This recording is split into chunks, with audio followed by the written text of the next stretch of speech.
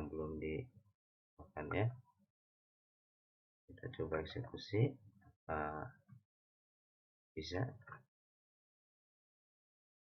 Nah, ini kalau dilihat berhasil ditampilkan untuk memunculkan hasil pengkuadratan dari mulai 1 sampai 9 ya, pengulangan sampai 9 kali dan menghasilkan nilai 81.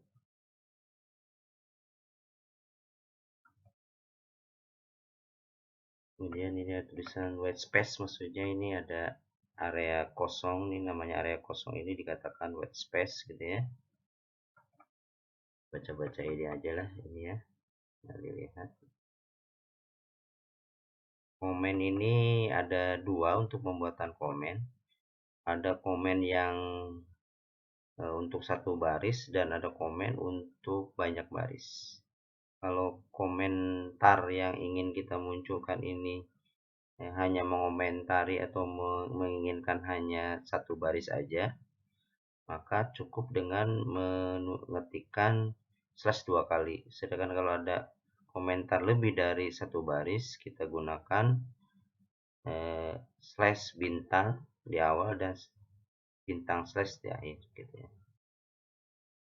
Ini hampir sama nih komen-komen ini yang kalau kita lihat ya, baik di Java juga sama, di pemrograman lain juga sama. Nah, di sini ada istilah literal ya.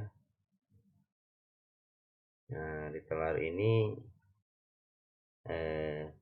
nilai yang kita tuliskan ke dalam bentuk kode angka atau string atau array.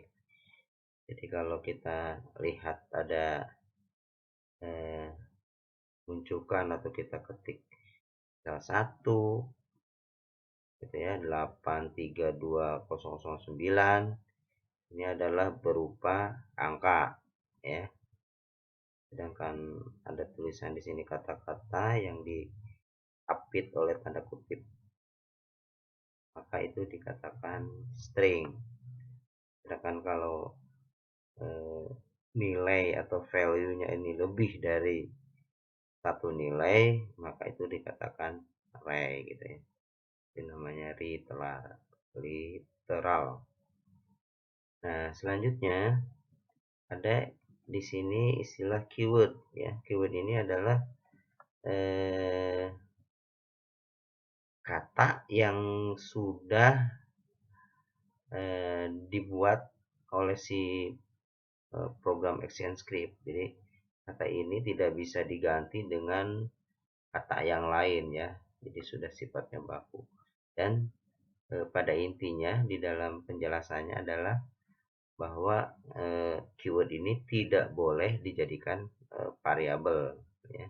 Karena di dalamnya ini ada yang kata-katanya ini dijadikan sebagai lexical keyword, ada yang dijadikan sebagai syntactic keyword, dan ada yang dijadikan sebagai future reserved word gitu ya.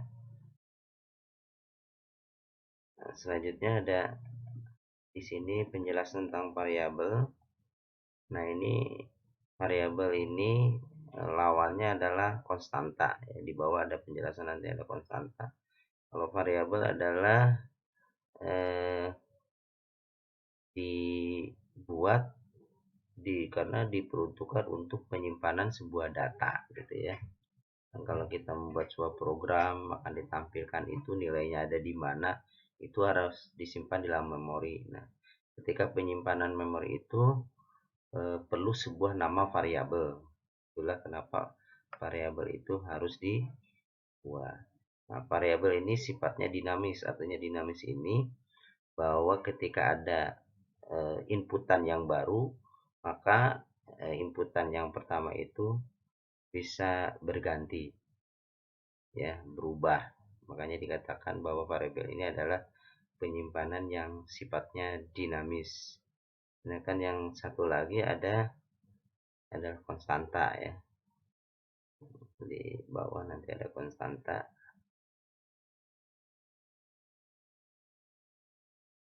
Nah, ini konstanta atau konstan. Dimana nilai ini sifatnya ini tetap.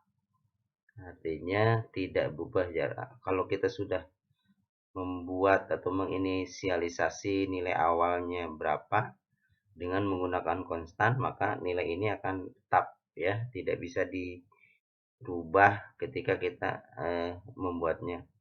Misalnya kita menuliskan di sini konstan gravitasi dengan nilai 0 atau 0,98, maka nilainya ini ya ketika akan dipanggil oleh kita ya, dimunculkan oleh kita, maka nilainya itu tidak akan berubah menjadi yang lain walaupun kita mencoba melakukan perubahan di bawahnya, karena ini konstan sifatnya adalah tetap gitu ya. Walaupun sebenarnya bisa aja diubah dengan variasi tertentu, tapi defaultnya adalah konstanta ini untuk memberikan nilai yang sifatnya tetap. Nah, di dalam variabel-variabel ini ingat bahwa ketika menulis variabel ini harus memenuhi syarat. Di sini ada 7 syarat yang harus diperhatikan ya, dibaca aja.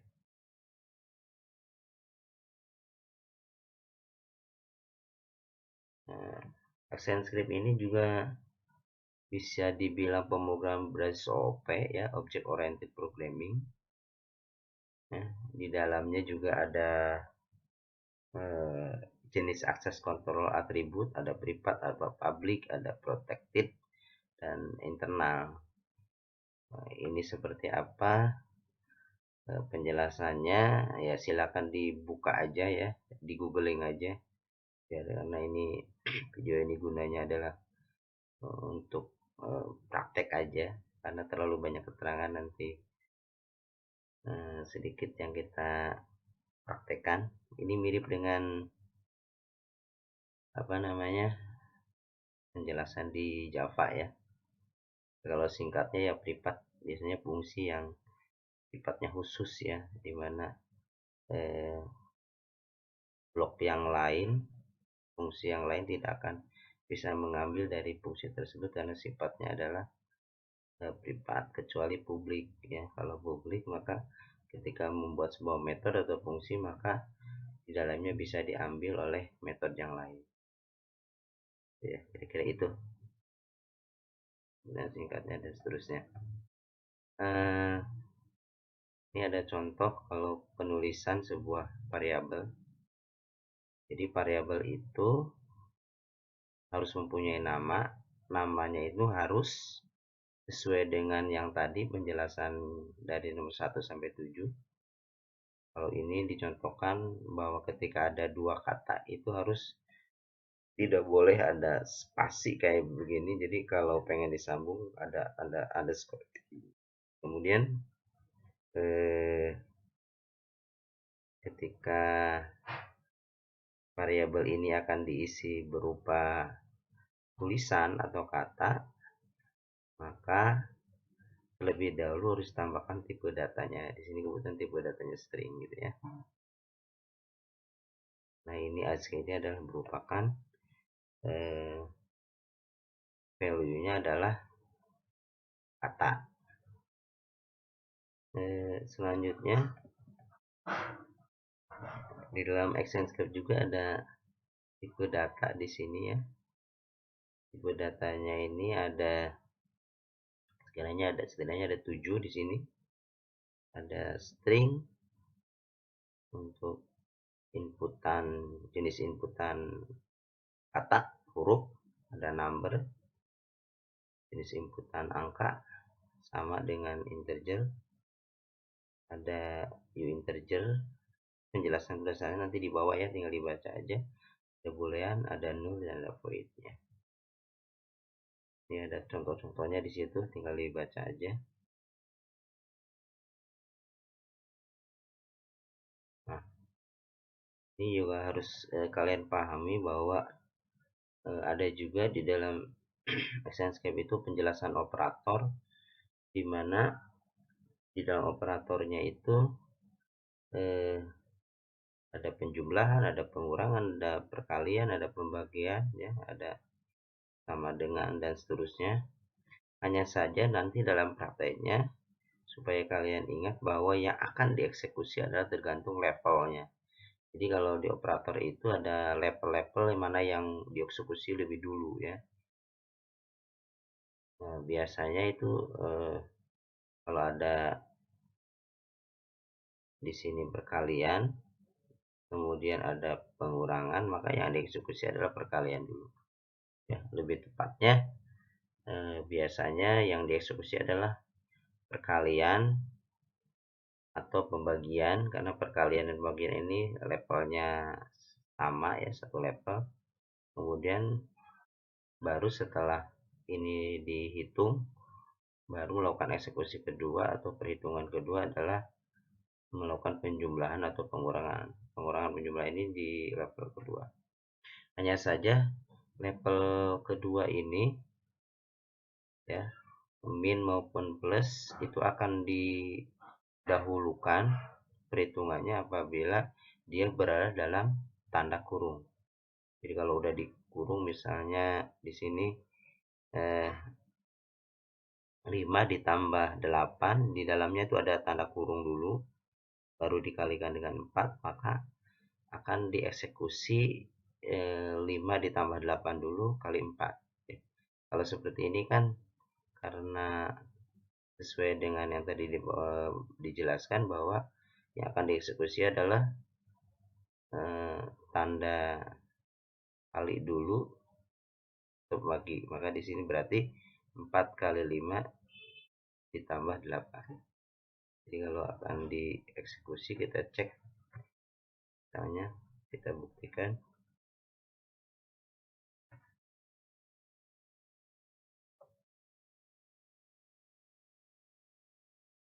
Nah, di sini muncul isinya 28. Jadi kalau dihitung 28 dari mana? 4 kali 5 adalah 20 ditambah 8. Nah, bagaimana yang tadi dijelaskan bahwa kalau ditambah tanda kurung lagi di dalamnya, maka kita lihat hasilnya.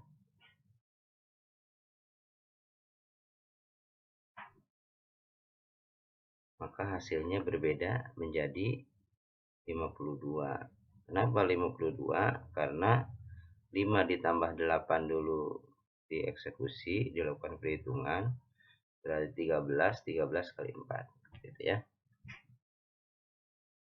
Selanjutnya ada function di sini, ya. Jadi function ini adalah satu atau beberapa baris kode dalam satu blok, gitu ya. Tadi udah dijelaskan di sebelumnya. Biasanya pembuatan function ini karena ingin membuat sebuah fungsi, ya, fungsi khusus. Jadi dengan menggunakan function, jadi kita tinggal memanggil aja nama functionnya, gitu.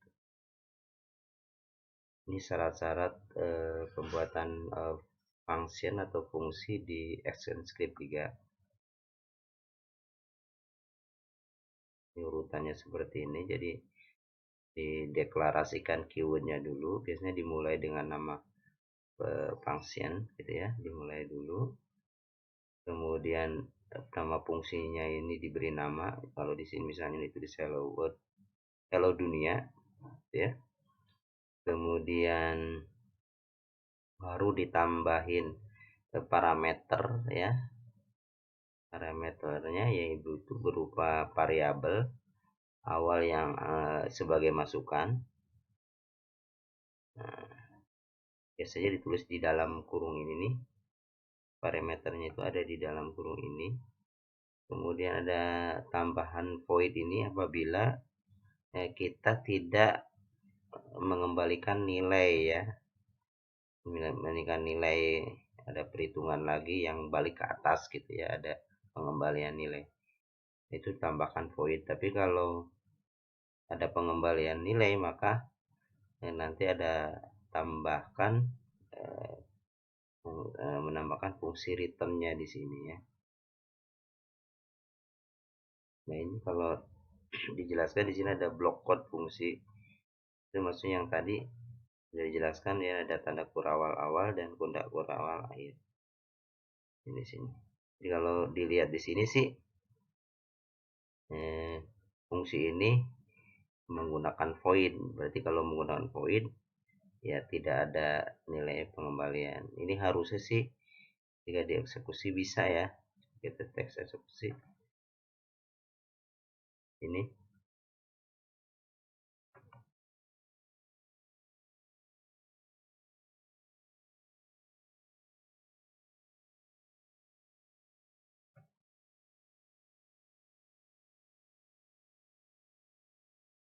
Pastikan kalian juga ikut praktek ya.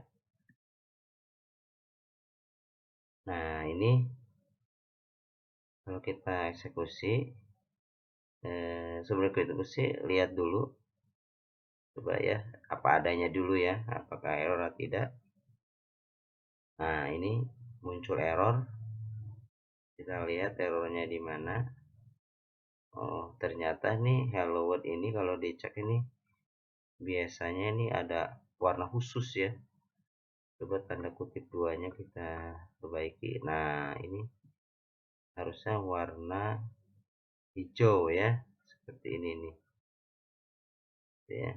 Jadi ada fungsi yang bernama hello world, tidak ada nilai pengembalian, yang akan menampilkan output hello world, kemudian dipanggil fungsi tersebut itu hello dunia. Ini kan nama fungsinya hello dunia. Coba kita eksekusi.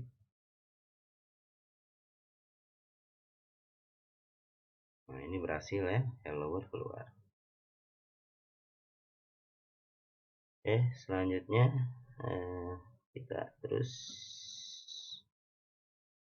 di sini ada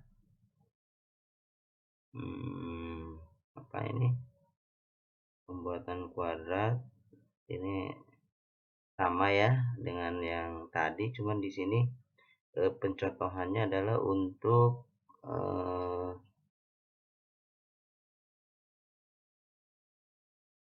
tipe data yang berupa angka ya. Kita coba di eksekusi atau dijalankan. Kenapa kita